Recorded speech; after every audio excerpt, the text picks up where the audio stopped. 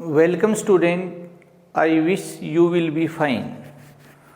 जाखिर chemistry online classes में आपका स्वागत है। लास्ट लेक्चर में हमने पढ़ा बेटा what are the d block elements and what are their characteristics, what are transition elements and why are transition elements so called. तो डी ब्लॉक की कुछ करेक्टरिस्टिक्स थी बेटा कि they are generally paramagnetic in nature. तो paramagnetic character क्या होते हैं बेटे, हम 12th क्लास में पढ़ेंगे। Substances which are weakly attracted by a magnet, वो सब्सटेंस जो एक मैग्नेट की तरफ वीकली अट्रैक्ट होते हैं, ऐसे सब्सटेंस को पैरामैग्नेटिक सब्सटेंस कहते हैं। ये प्रॉपर्टी उनकी पैरामैग्नेटिक प्रॉपर्टी कहलाती है और इस प्रोसेस को फिनोमिनन को पैरामैग्नेटिज्म भी बोलते हैं। This is due to presence of one और more than one unpaired electron in D orbital. ऐसा इसलिए है क्योंकि एक या एक से ज़्यादा अनपेड इलेक्ट्रॉन होता है डी ऑर्बिटल में। They generally form coloured compound.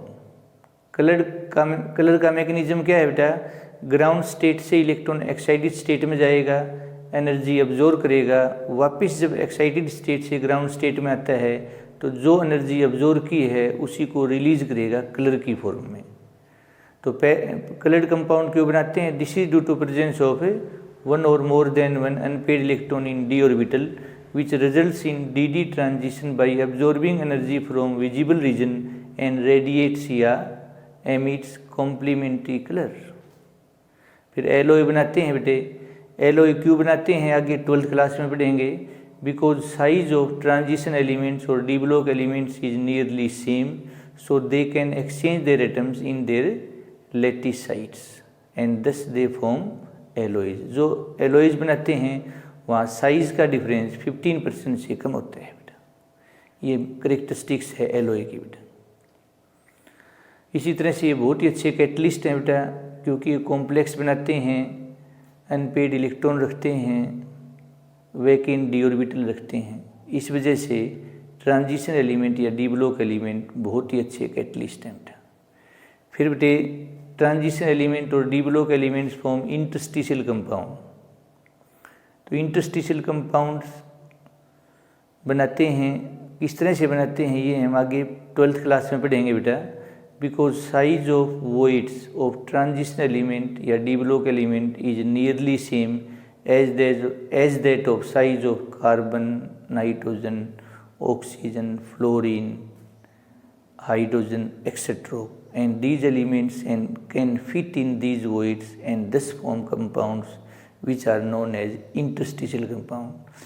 तो जो इन एलिमेंट के साइज़ का जो वॉइड का साइज होता है, खाली जगह का, वॉइड एम्प्टी स्पेस को बोलते हैं, उस खाली जगह का साइज लगभग उतना ही है जितना साइज हाइड्रोजन का है, ऑक्सीजन का है, नाइट्रोजन का है, कार्बन का है, फ्लोरीन का है। और ये एलिमेंट इस खाली जगह में फिट हो जाते हैं और इस तरह से जो कंपाउंड बनते हैं उनको केमिस्ट्री में इंटरस्टिशियल कंपाउंड कहेंगे। Interstitial compound pure transition metal से हार्ड होते हैं, ज़्यादा मेल्टिंग पॉइंट रखते हैं, ज़्यादा बॉइलिंग पॉइंट रखते हैं, केमिकली इनर्ट होते हैं, लेकिन इलेक्ट्रिकल कंडक्टिविटी को मेंटेन रखते हैं। ये सभी हम बेटे आगे 12th क्लास में पढ़ेंगे बेटा। यहाँ हमारे सुपरफिशियल आइडिया है बेटे, जनरल आइडिया है बेटा। डिटेल स्टडी इनकी +2 में है, 11th में नहीं है बेटा। आज का हमारा टॉपिक है बेटा द अब ब्लॉक एलिमेंट्स और द अब ब्लॉक मेटल्स। अगर आपने अब तक अपने चैनल जाखिर केमिस्ट्री क्लासेज को सब्सक्राइब नहीं किया है तो आप अपने चैनल को सब्सक्राइब करें, बेल आइकन को प्रेस करें ताकि आने वाली वीडियोज़ की नोटिफिकेशन आपको जल्द से जल्द मिल सके। सभी अब ब्लॉक एलिमेंट्स मेटल होते हैं, इसलिए इनको अब ब्लॉक मेटल्स कहा गया है। एक नाम और है बेटा इनर ट्रांजिशन एलिमेंट। ये ट्रांजिशन एलिमेंट के अंदर से आए हैं बेटा, अलग सीरीज होती है नीचे दो। Inner transition element, inner transition element या इनर ट्रांजिशन मेटल, क्योंकि सारे मेटल हैं बेटा, तो एलिमेंट्स कहो मेटल कहो कोई फर्क नहीं पड़ेगा बेटा। एक बात है बेटा। तो सबसे पहले हम बात करते हैं बेटे डेफिनेशन की बेटा। एलिमेंट्स इन विच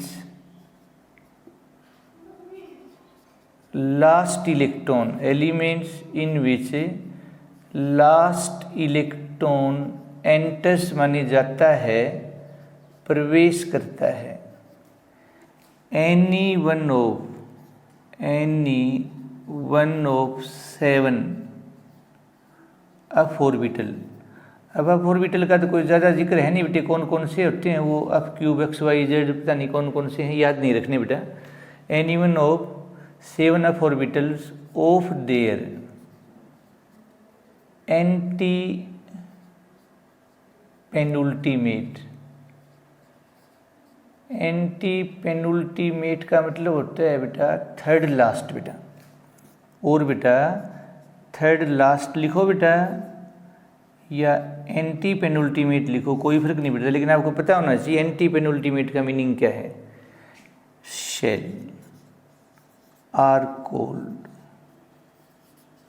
तो बेटा वो एलिमेंट जिनमें आखिरी इलेक्ट्रॉन थर्ड लास्ट सेल के जो 7 ऑर्बिटल हैं किसी भी एक में जाए बेटा, उनको हम क्या कहते हैं, द अब ब्लॉक एलिमेंट्स कहते हैं। Since all the f block elements are metal so they are also called the f block metals और इनर ट्रांजिशन एलिमेंट्स और इनर ट्रांजिशन मेटल्स।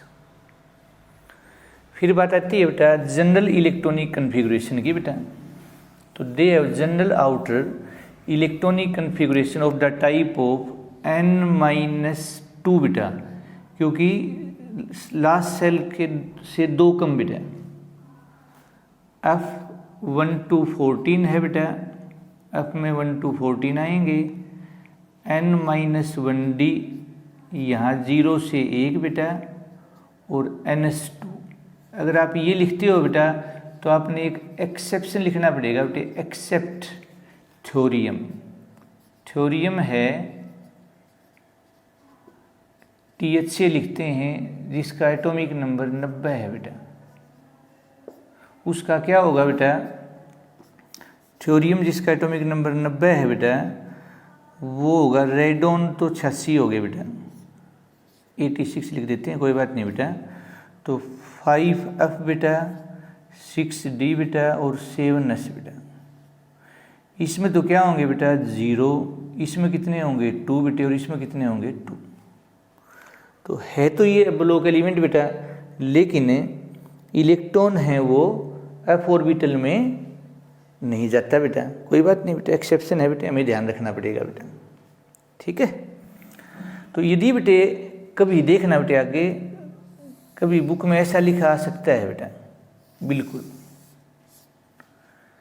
n-2f बेटा, सॉरी बेटा n-2f बेटा 0 से 14 बेटा, n-1d 0 से 2 बेटा और ns2 बेटा।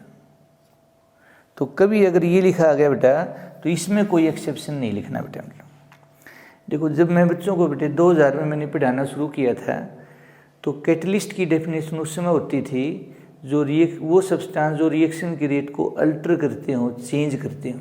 चेंज में इंक्रीज डिक्रीज दोनों होता है बेटा, लेकिन उस समय भी मैं बच्चों को एक ही बात कहता था बेटे, कभी ना कभी ऐसा समय आएगा जब ये कैटलिस्ट की डेफिनेशन क्या लिखेंगे, जो रिएक्शन के रेट को इंक्रीज करे उसी को हम कैटलिस्ट बोलेंगे, जो डिक्रीज करता है वो कैटलिस्ट नहीं होता, नेगेटिव कैटलिस्ट होता है, नहीं पॉजिटिव होता है बेटा। और 2013 में बेटे ये NCERT ने ये लिख दिया है बेटा कि कैटलिस्ट वो होते हैं जो रिएक्शन के रेट को इंक्रीज करते हैं। तो इसी तरह से बेटे कभी न कभी बेटा आप देखना ये भी इलेक्ट्रॉनिक कन्फिगरेशन जनरली इनका आएगा बेटा, मतलब ओके बेटा, ठीक है। फिर हम बात करेंगे बेटा 2 सीरीज हैं बेटे, पहले 2 सीरीज की बात कर लें, अच्छा लगेगा बेटा। एक तो है बेटा लेंथेनोइड बेटा, लेंथेनोइड बेटा, जिनको लेंथेनोन भी बोलते हैं बेटा, लेंथेनोन बेटा, और जिनको बेटे लेंथेनाइड भी बोलते हैं बेटा, लैंथेनाइड्स भी बोलते हैं बेटा, और जिनको बेटा 4f एलिमेंट भी बोलते हैं। 4f सीरीज कह दो बेटा या 4f एलिमेंट बेटा एक बात है बेटा, मतलब 4f सीरीज 4f एलिमेंट। ऐसे ही बेटा एक्टिनोइड्स बेटा या एक्टिनाइड्स बेटा या एक्टिनोन बेटा, एक्टिन एक बात हो बेटा, हाँ नोन, या 5f सीरीज बेटा या 5f एलिमेंट बेटा एक बात है बेटा। तो यहाँ तो क्या है बेटा, वो एलिमेंट है जिनका एटॉमिक नंबर बेटा 58 से 71 है बेटा, और ये वो एलिमेंट है जिनका बेटे 90 से 103 है। तो ये भी बेटे 14 एलिमेंट्स हो गए, और ये भी बेटे 14 एलिमेंट्स हो गए। टोटल एब्लोक एलिमेंट्स की बात करें बेटा तो ये बेटे 28 हो जाएंगे बेटा। तो कभी क्वेश्चन आ जाए भी टोटल एब्लोक एलिमेंट्स कितने हैं बेटा, तो वो बेटे 28 हैं। 14 लेंथेनॉइड, 14 एक्टिनोइड्स। अब जैसे लेंथेनॉइड की डेफिनेशन आई बेटा तो उसी तरह से लिखनी है, elements in which last electron enters any one of 7, 4f लिख देंगे बेटे, वहाँ तो ऑफ लिखा था, any one of 7 4f orbitals of their antepenultimate shell, और यहाँ 4 की जगह 5 लिख देंगे बेटे, और कोई फर्क नहीं है। ओके बेटा। जनरल इलेक्ट्रॉनिक कन्फिगरेशन दिखाना चाहें बेटे तो बिल्कुल दिखा सकते हैं बेटा।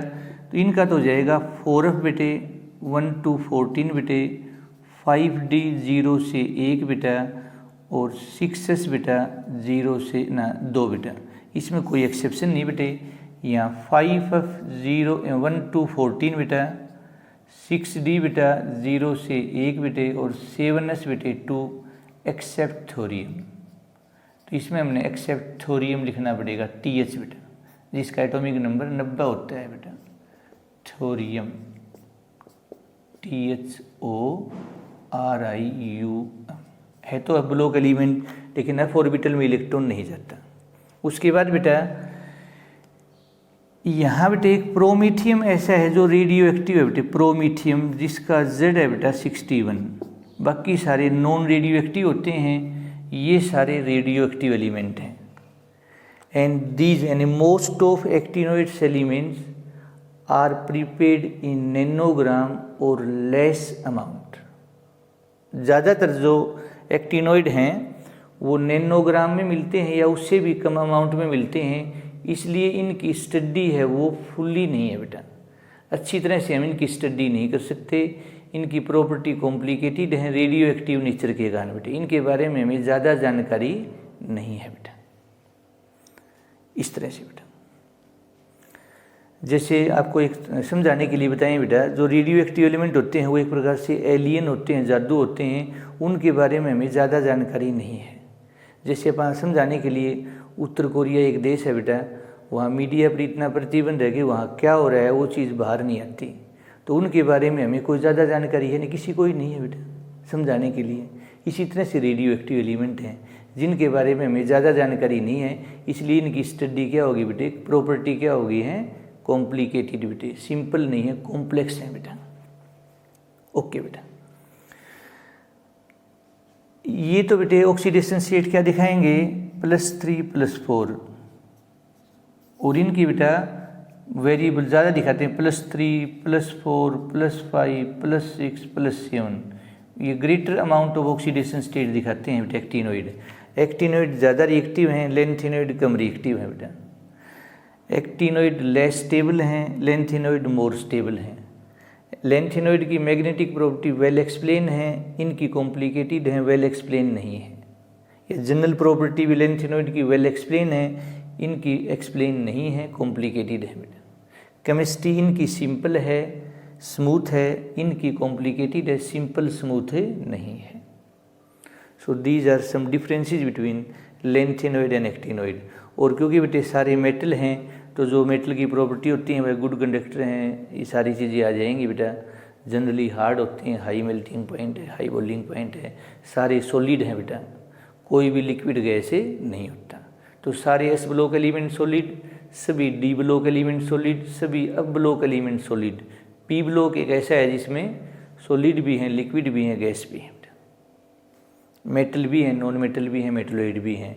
लेकिन डी ब्लॉक में एक मरकरी है बेटे, वो लिक्विड है बस। सारे एस ब्लॉक एलिमेंट सॉलिड, कोई लिक्विड गैस नहीं। सारे डी ब्लॉक एलिमेंट मरकरी को छोड़कर जो लिक्विड है सॉलिड हैं। सारे एफ ब्लॉक एलिमेंट सॉलिड हैं, कोई लिक्विड गैस नहीं है। पी ब्लॉक है वो सॉलिड भी हैं, लिक्विड भी हैं, गैस भी हैं। सारे एस ब्लॉक एलिमेंट मेटल हैं, कोई नॉन मेटल मेटलोइड नहीं है। सारे डी ब्लॉक एलिमेंट मेटल हैं, कोई नॉन मेटल मेटलोइड नहीं है। सारे एफ ब्लॉक एलिमेंट मेटल हैं, कोई नॉन मेटल मेटलोइड नहीं है।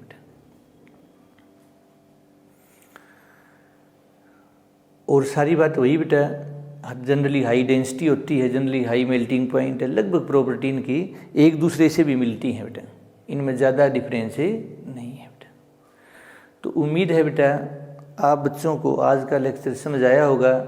यदि आपको आज का लेक्चर समझ आया है तो इस वीडियो को लाइक करें, अपने दोस्तों में इस वीडियो को ज़रूर शेयर करें। और आपकी कोई भी प्रॉब्लम है, कोई इंक्वायरी है, कोई डाउट है तो कमेंट बॉक्स में कमेंट करें। हमारी पूरी कोशिश रहेगी बेटे आप जो भी आपकी प्रॉब्लम होगी उसका सॉल्यूशन देने की बेटे, आज नहीं तो कल बेटा। Thank you and have a nice day.